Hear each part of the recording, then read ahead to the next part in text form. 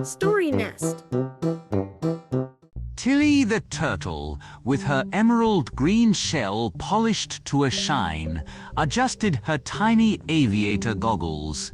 Beside her, Leo the lion, his golden mane ruffled by a gentle breeze, grinned with excitement. Below them, the wicker basket of their enormous striped hot air balloon swayed slightly. With a gentle whoosh of warm air, the balloon ascended, lifting them away from their cozy forest home and towards a dazzling, arching rainbow that painted the sky with vibrant colors.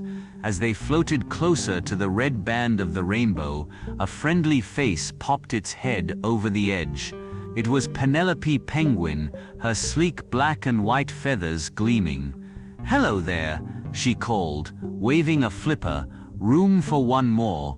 "Of course, Penelope," Tilly chirped, and with a little hop, Penelope was in the basket, chattering excitedly about the view from up high.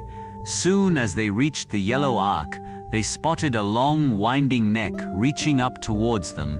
It was Geoffrey Giraffe, his gentle brown eyes twinkling. Geoffrey carefully folded his long legs and squeezed into the balloon, his head towering above Tilly and Leo.